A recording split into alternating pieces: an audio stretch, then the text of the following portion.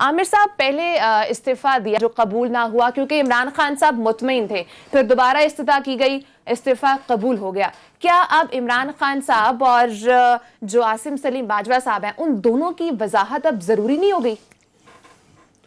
बात यह है कि हम इस प्रोग्राम में कंसिस्टेंटली ये कह रहे थे कि बाजवा साहब का इस्तीफ़ा प्राइम मिनिस्टर इमरान खान को पहले ही उसमें एक्सेप्ट कर लेना चाहिए था। अब उन्होंने इस्तीफ़ा दोबारा दिया और अब उन्होंने एक्सेप्ट कर लिया प्राइम मिनिस्टर ने, मगर ये बात यहाँ पे मेरा नहीं ख्याल है रुकने वाली है।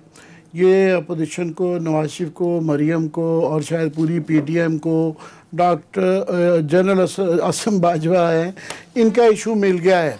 वो इसको कंसिस्टेंटली रगेद रहे हैं और वो रगेदते रहेंगे। ये एक इशू मिल गया है कि वो आप देखते हैं तो जिनकी जान एक तोते में होती है, एक तोता पकड़ना होता है, उन्होंने ये तोता बना लिया इसको, और इसको वो कंसिस्टेंटली मेंशन किए जा रहे हैं कि जनाब ये नहीं है कि उनकी सिर्फ वो रसीदें मांग रहे हैं और वो कह रहे हैं कि ये इसकी इंक्वायरी करवाई जाए।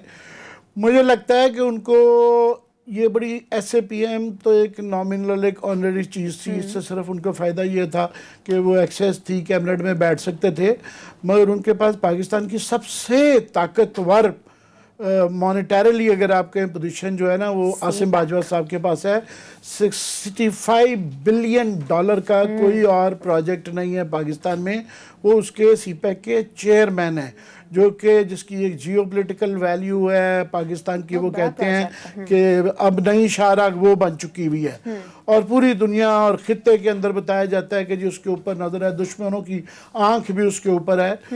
तो उसके जब चेयरमैन कंट्रोवर्शियल हो जाए तो उससे फ़र्क पड़ता है। और ख़बर यहाँ नहीं रुकती है। ख़बर ये है कि CPEC के हवाले से मैं बहुत मुहतात होकर बात कर रहा हूँ। अच्छा, बहुत तशवीशनाक ख़बरें आ रही हैं।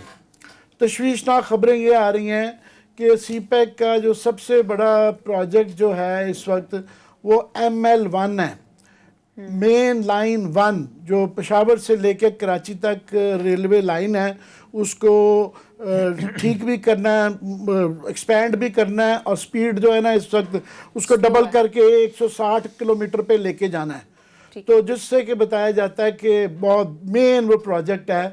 खबर ये है कि वो रुक गया है और वो शेख रशीद साहब जो है ना, वो उनको स्वाय सियासी तकरीरें के तरीक़े देने के एक शोबदाबाजी के अलावा कोई काम नहीं है। जो उनकी अपनी रेलवे है वो उसके मतलब वो नहीं है, पकड़ाई जा रहे थे। और मैंने कोशिश की आज उनसे भी रब्ता करने की। मैंने क्योंकि प्लानिंग के इंचार्ज जो हैं असद उमर साहब हैं, उनसे भी रब्ता करने की कोशिश की कि मैं इस तरह की खबर देने से पहले पूरी कंफर्मेशन कर लूं कि क्या है, और उनको लिख के भी भेजा कि इसकी तफसीलात बताएं, कोई ऐसा स्लो डाउन है या रुक गया है। तो मेरे हाथ फिर फाइनली एहसन इकबाल साहब आए, तो मैंने उनसे कहा कि एज अपोजिशन जो है आपकी वो तरीन मिनिस्टर, मगर आप क्या कहते हैं इस पर? उन्होंने कहा जी ये चीन के हवाले से सिर्फ ये नहीं है, बात यह थी कि पाकिस्तान को ये $7 बिलियन का 5.6 बिलियन से 7 बिलियन के दरमियान $7 बिलियन का प्रोजेक्ट है। और पाकिस्तान ने जितनी भी चीन के साथ ये प्रोजेक्ट करने हैं 15% हमने डालना है, बाकी पैसे उन्होंने डालने हैं। तो हमने बजट के अंदर जो इसका एक एनुअल बनता है ना 125 अरब रुपया डालना था, तो 125 में से जो है ना का 15% हमने डालना था, और इन्होंने सिर्फ 6 अरब रुपया डाला है। और सिर्फ ये मसला नहीं है तो इन्होंने पैसा नहीं डाला, दूसरा ये है कि जो इकोनॉमिक जोन्स की रोज़ इस तरह की कई दफ़ा उसके फीता कटते नज़र आते हैं कि आज फैसलाबाद का फीता कट गया, आज रशकई का कट गया, कि जो इकोनॉमिक जोन हैं जिन्होंने इस मुल्क के अंदर तरक्की की एक नई राह खोल देनी है, वहाँ भी जो है अच्छी खबरें नहीं आ रही हैं कि वहाँ भी क्योंकि PSTP डेवलपमेंट फ़ंड 50% कम कर दिया गया है, शायद 500-600 अरब रुपये अब कर गया। तो वो जो हमने क्रिएट करना था उसके लिए इंफ्रास्ट्रक्चर, तो वो भी स्लो डाउन हो गया है, वहाँ भी उस तरह काम नहीं हो रहा। और चाइना के सारे प्रोजेक्ट्स, नया तो कोई नहीं आ रहा, पुराने जो हैं वो स्लो डाउन हो गए हैं, कुछ रुक गए हैं। और एहसन इकबाल साहब के बकौल उन्होंने कंफर्म किया कि हमारी खबरें इस हद तक ठीक हैं कि चीन शायद रिव्यू करे और दिसंबर में वो अपना फ़ैसला बताएं। और शी पिंग चिंग जो अमेरिकन सदर हैं, उनका हमें पहले ही पता था, चाइनीज प्रेसिडेंट जो हैं उनका नवंबर में पोस्टपोन हो गया है। तो पहले ये ख्याल था कि उनकी अपनी मसरूफियात हैं, डिप्लोमेटिक रीज़न है, कोरोना है, ये सारा, मगर शायद कोई, क्योंकि ये सारा प्रोजेक्ट के मतलब बड़ी, मैंने कहा ना, तशवीशनाक खबरें आना शुरू हो गई हैं कि ये कुछ यहाँ अनाउंस करने को है नहीं है।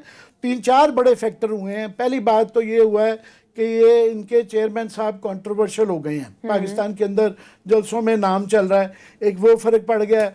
दूसरा जिस तरह का है कि ML1 के अंदर जो है, जो पाकिस्तान ने अपना कंपोनेंट पूरा नहीं किया। तीसरा, इकोनॉमिक जोन्स का इंफ्रास्ट्रक्चर जो हमने करना था हमारी साइड से, वो हम पूरा करते ना पैसे दे रहे हैं, ना हमें विल वो नज़र आती है गवर्नमेंट में। तीसरा जो है वो कहते हैं कि वो देख रहे हैं पाकिस्तान के अंदर ये जो पोलिटिकल इंस्टेबिलिटी भी हो रही है, गैर इस्तेहकामी, और ये जो जुलूसों में जिस तरह की आवाज़ें की जा रही हैं, तो वो इतने श्योर नहीं है। They want to be more cautious. Review किस चीज पे कि बंद होने लगा? रिव्यू नहीं, बंद नहीं, कि रिव्यू करना है कि सारे टारगेट्स को देखना है। पहले था ना टारगेट्स रखे हुए होते हैं, चीन बहुत प्लान चलते हैं, 1 2 3 4 इतना पैसे अपने टाइम पे पूरा डिलीवर करते हैं।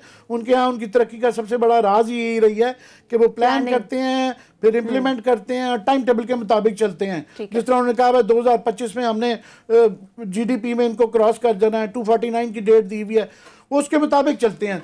तो वो ये सारे जो ऑनगोइंग प्रोजेक्ट्स हैं, इसके मतलब वो कह रहे हैं हम रिव्यू करके आपको बताएंगे।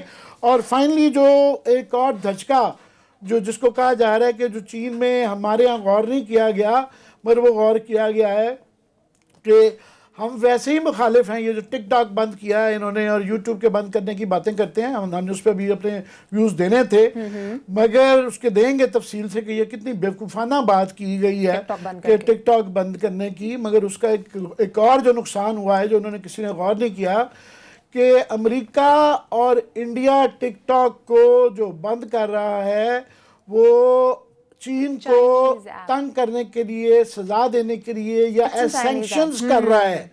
तो पाकिस्तान जो कि चीन का मेन एलाई है, जब वो इंडिया के साथ मिलके और अमेरिका के साथ मिलके टिकटॉक को बंद करते हैं, टिकटॉक बहरहाल चाइनीज कंपनी है, और वो उस वक्त में बंद कर रहा है पाकिस्तान टिकटॉक, जबकि चीन के जो मेन राइवल्स हैं, ट्रेड राइवल्स हैं, वो बंद कर रहे हैं। तो ये एक चीज लास्टली ऐड कर दी है। तो असद उमर साहब मुझे अगर इस चीज़ पे अपना गवर्नमेंट पॉइंट ऑफ व्यू देने, गवर्नमेंट पॉइंट ऑफ व्यू नहीं, ये दे 3 चीज़ों पे ये इनके नहीं है, तो हम उनका point of view during the program या कल दें तो हमारी ये तशवीश दूर कर सकें, तो वी वुड वेलकम दैट।